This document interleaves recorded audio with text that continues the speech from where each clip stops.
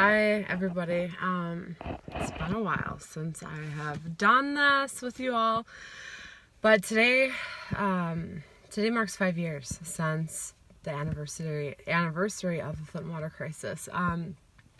When this all began, this is how long the Flint water crisis has been going on. That is a really long time, you guys. Consider 5 years. Think in your life.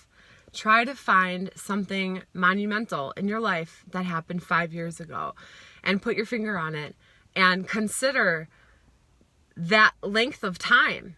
5 years ago, something pivotal that happened in your life, and consider that length of time. That is how long the Flint water crisis has been going on. That is how long they have been without answers, without justice, sick, continually getting sicker.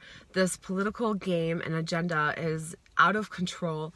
I really pray and hope that all of you guys remember Flint, Michigan on this day and share things like this out so people know that Flint is still struggling.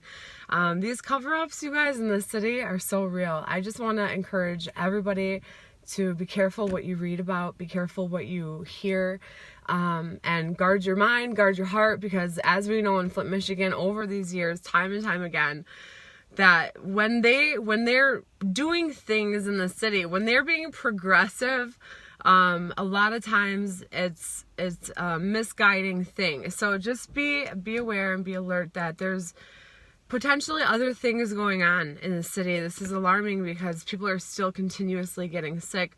More and more information and more studies about PFAS are coming out, and people coming in, trying to rebuild the public trust in the government and restore the trust. They had Dan Kildee in there and the state representative and all kinds of people. And I'm listening to these live stream videos, you guys, and I posted them on the page, and really none of you guys even watched it. It didn't seem like it. Not a lot of reaction there, but sometimes those live stream videos that I reshare are super important, full of information. I mean, I'm talking, this is state and all the way up to the White House, because Dan Kildee, he sits in, at the White House. He does a lot of work, and now he's running, doing a lot of, he's highly active right now in Flint, Michigan. So I'm curious to know what's really going on underneath the surface of things. I have bad feelings that they're trying to hide things again in Flint, Michigan, and all of this attention and all of this media that is going into Flint right now is really good. It's really important. It's really helping the nation. Remember once again that Flint, Michigan is still suffering. Flint, Michigan is still without clean water. They're still without answers or help. The medical institutions out there have failed them and continue to do so. The death rates have risen throughout the years, and misguided numbers and tolls and tallies as to how many people have passed away truly because of the Flint water crisis. Don't consider the people that passed away just when the Flint water crisis erupted and was big and hot and the water was really running on the Flint River at that time. Yeah, there's a set number of people that passed away from Legionnaires directly in your face at that time. But you guys, one thing that they're failing to include in these reports and these numbers are the number of people that have passed away and lost their lives after the Flint water crisis as a result of all of the symptoms and ailments that were caused and inflicted upon them by the Flint water crisis, by switching to the Flint River. Because what was in that river? What's in that river?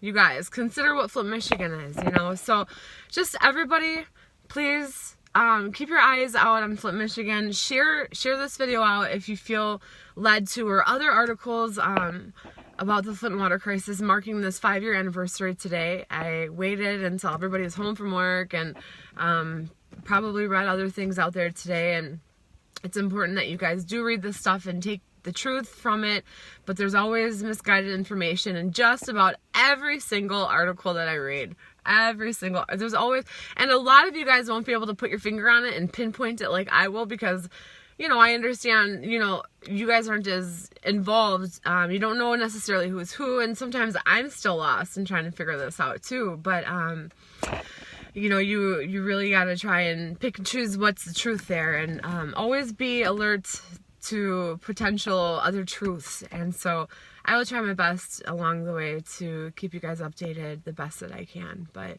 the last time I was in Flint, Michigan, I went out to see some friends, and then I went to pay my respects to Mel Joy, and I met with her family, and I learned a lot about Mel that I didn't know before. So I'm glad that I went. That is something that, I would have walked away with wondering, what stories I could have learned about Mel, or just going in general and paying my respects to her.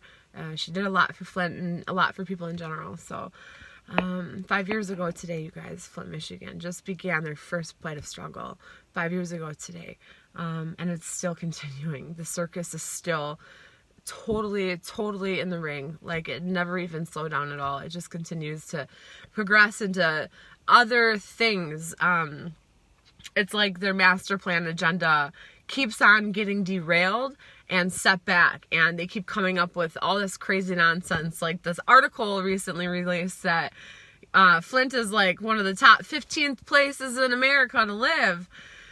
What? No, it's not. What? I don't understand where they're getting this information from. A lot of times it's interesting. I wonder if they post nonsense, crazy stuff in advance. They put out pharisaical information to try and infiltrate your minds with things ahead of time. It's like they have so much foresight.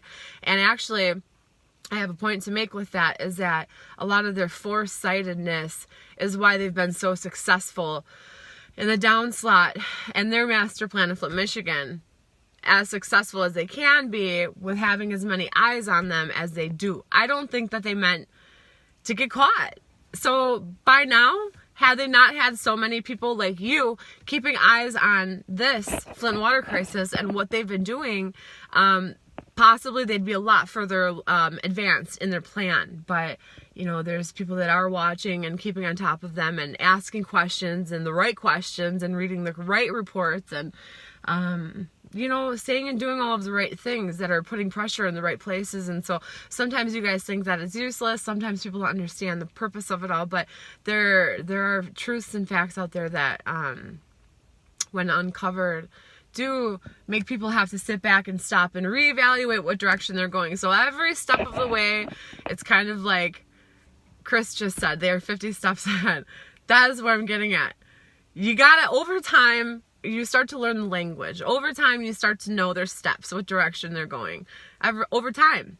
So you kind of really have to learn the game sometimes, and then try to stay 50 steps ahead of them, or at least keep on their trail. And everybody that's been staying with us has been doing a pretty good job of that. So I just wanted to put that little seed, I guess, in your mind as well, and whatever you guys take from it, good, hopefully something. So on this day, please remember Flint, Michigan, and all of those afflicted and affected and still currently undergoing the repercussions of what's happened to them against their will, that's been hidden, truth suppressed from them, purposefully withheld information. This could have been prevented. Not only could it have been prevented, it's almost so blatant in your face.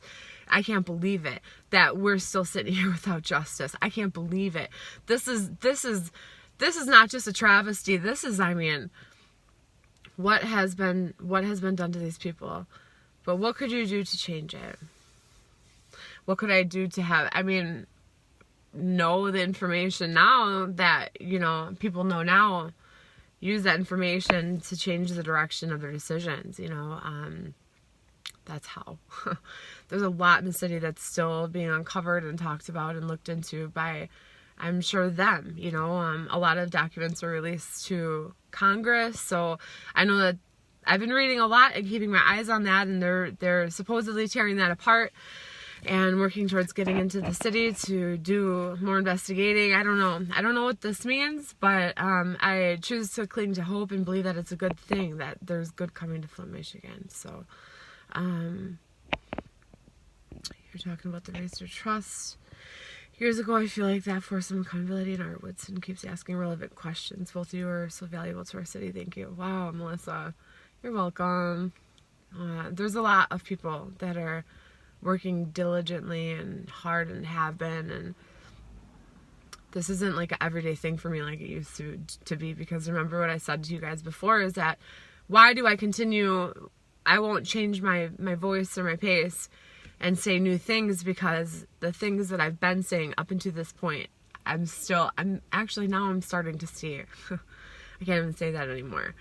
Before I was saying, I'm not going to start talking about new stuff and looking into new things because they haven't even been talking about or bringing up the things that I've been talking about over these past few years. But I can no longer say this is true, because I have been seeing they at mass, at large, holding seminars on this stuff. They're really talking in depth about the Cornwall drain. They're really talking in depth now about the Racer Superfund site and the PFAS and the TTHMs and all the other components and chemicals that they haven't been talking about over the course of the past 5 years. This is all brand new stuff that's starting to come out. I'm grateful for it, but you also got to be careful at listening to their language, because you got to remember, you guys, these are state people. You know, my trust in the government is not broken on every level. It's not. The state of Michigan, I don't trust at all. That's for sure. And especially when they send people in there, representatives, to start talking about this in-depth stuff where has already continuously been lied to and covered up to the people. Yeah, of course not. You know, I know enough to hear when they're talking and to know, oh, that's not true. Oh, that's misguiding. Oh, wow, he really left this out, because if he said that with that statement, it would have changed the direction of the entire thing. You know, they're really, really good speakers. They're really, really, and that's why they have these jobs, is because it's not just knowing the data and what to do with it and what it all means. Clearly, it's also, you got to be a great actor. I mean, these people get up in front of everybody and they sell them this pitch, and it sounds really believable. It is believable. If you don't know other facts, if you don't know anything other than just what's being told to you, you're gonna fall for it. You're gonna fall for everything, and that's what concerns me.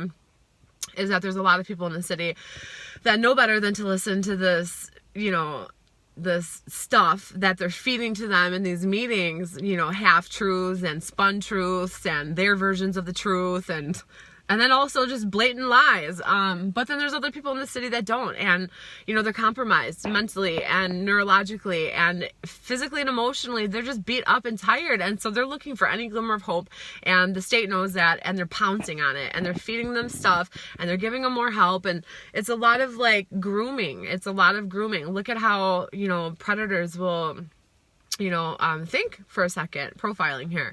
Okay, so, you know, like sexual predators, how they groom over time their victims, right? They prepare them, they season them, they almost like train them.